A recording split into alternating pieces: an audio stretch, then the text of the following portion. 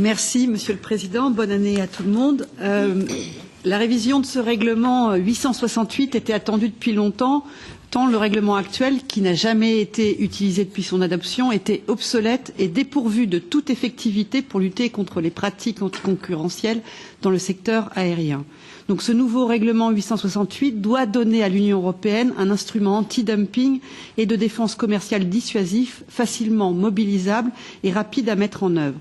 Dans cette perspective, les propositions du rapporteur de raccourcir les délais de procédure d'enquête de 2 ans à 18 mois vont dans le bon sens et pourraient encore être renforcées afin que le dispositif soit le plus efficace possible.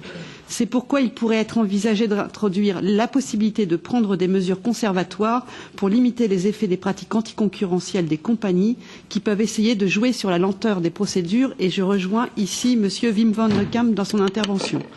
Cependant, il y a certaines propositions du rapporteur qui sont problématiques et contradictoires avec l'objectif recherché de simplifier les procédures et de rendre plus effectif cet instrument de défense commerciale.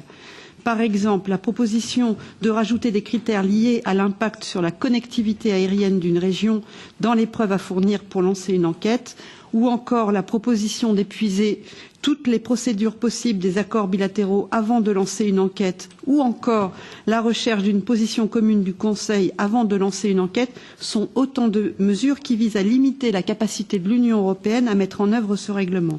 J'espère que nous serons en mesure d'arriver à revoir ces mesures en vue des amendements de compromis pour arriver à un rapport conforme à l'objectif de lutter efficacement contre la concurrence déloyale, et je remercie notre shadow rapporteur Madame Preuss pour les propositions qu'elle a faites.